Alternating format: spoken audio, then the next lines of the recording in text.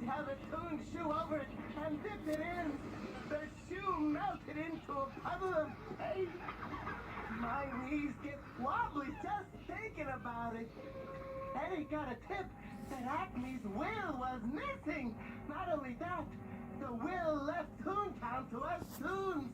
Eddie figured if he could find Acme's will, it might point to the real culprit and get yours truly off the hook. Smart guy, that Eddie.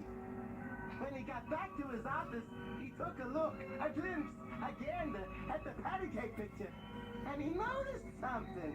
Hey, there's the will. It's right in Acme's back pocket.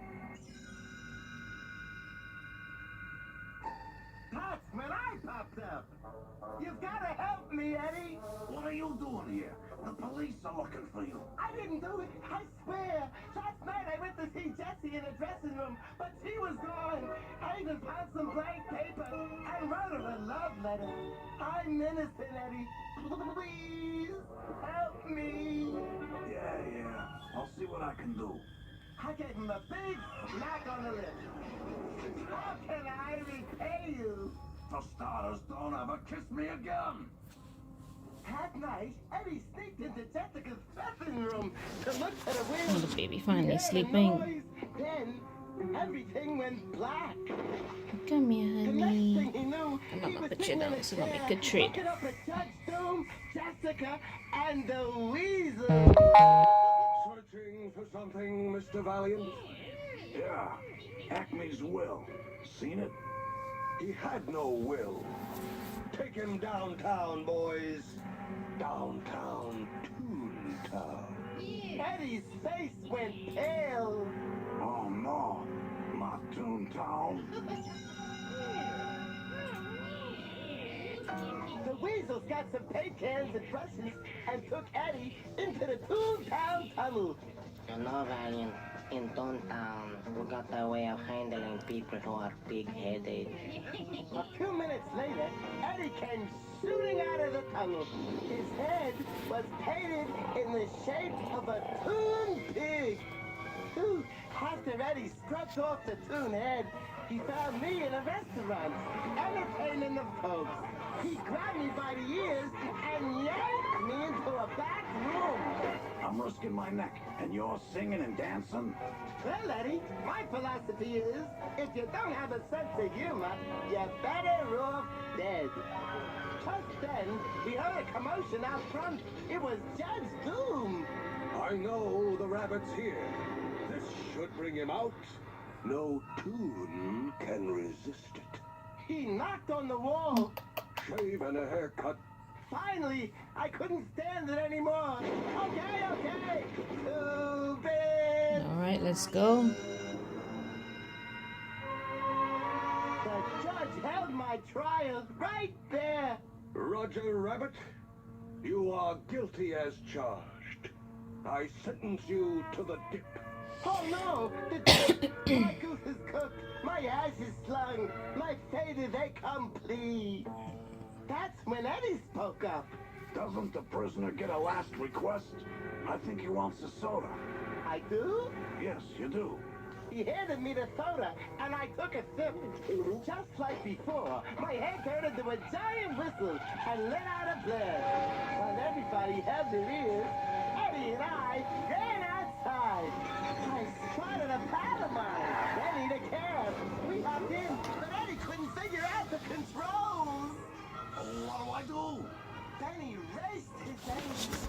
Nothing except hang on to ya. A few minutes later, we were home free, out of the woods, in like Flynn. Benny dropped us off in front of a movie theater. If you ever need a lift, just stick out your phone. We hid in the theater where a cartoon was playing. The crowd was cracking up, going wild, rolling in the aisles. Everybody but Eddie. Hey, Eddie, how come you never laugh? You want to know? My brother was bumped off in Toontown. A Toon dropped a piano on him, then ran off. No one's seen him since. You must hate me. No wonder you yanked my ears. I don't hate you. And I'm sorry I yanked your ears, okay? Now I understood why.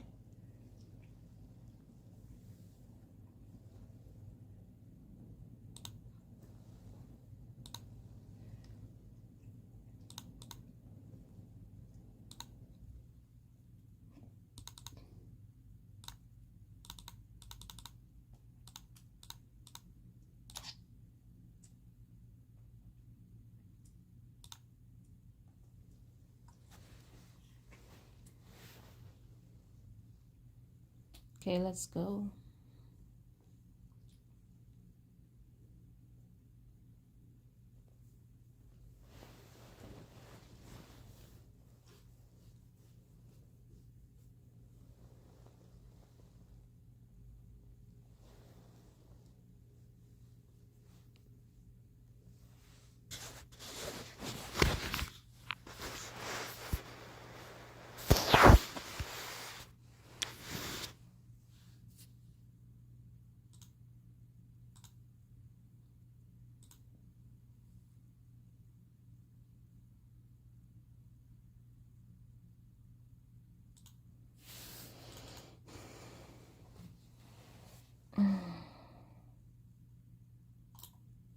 Oopsie.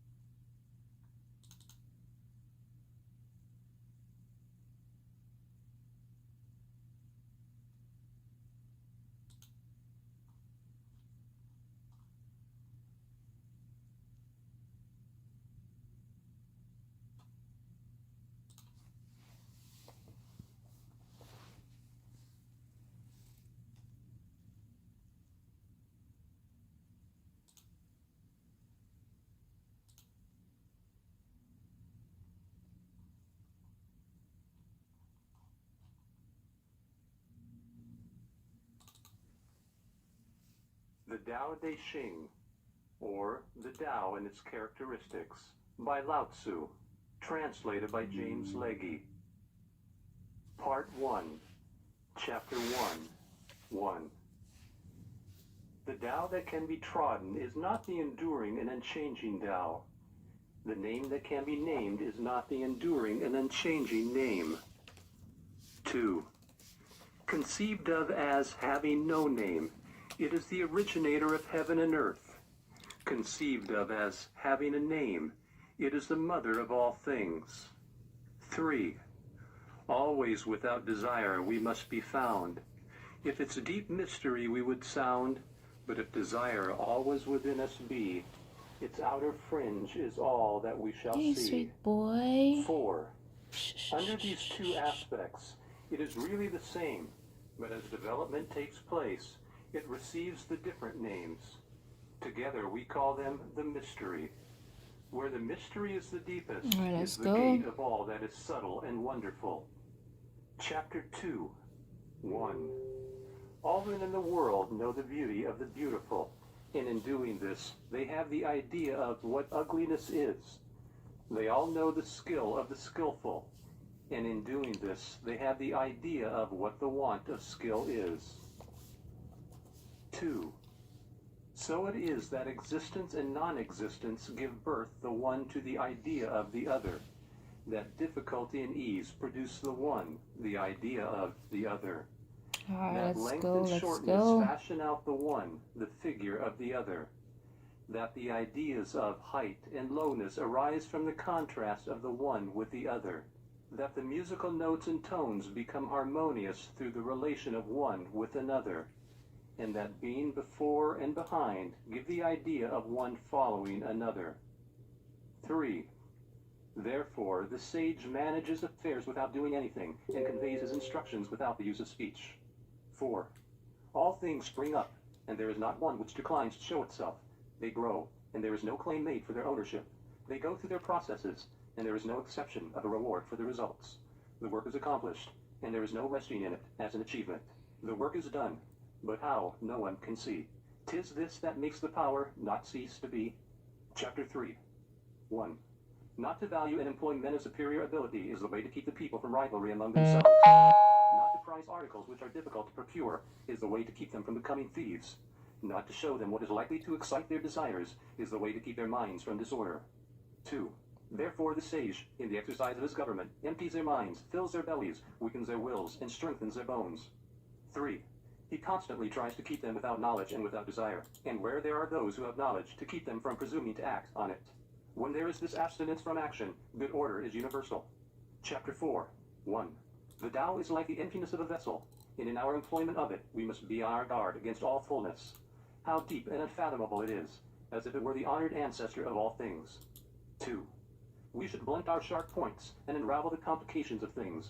We should attempt our brightness and bring ourselves into agreement with the obscurity of others. How pure and still the Tao is, as if it would ever so continue. 3. I do not know whose son it is. It might appear to have been before God. Chapter 5. 1. Heaven and earth do not act from the impulse of any wish to be benevolent. They deal with all things as the dogs of grass are dealt with. The sages do not act from any wish to be benevolent. They deal with the people as the dogs of grass are dealt with. 2. May not the space between heaven and earth be compared to a bellows? 'Tis emptied, yet it loses not its power. 'Tis moved again, and sends forth air the more. Much speech to swift exhaustion lead we see. Your inner being guard, and keep it free. 6. The valley spirit dies not. I the same.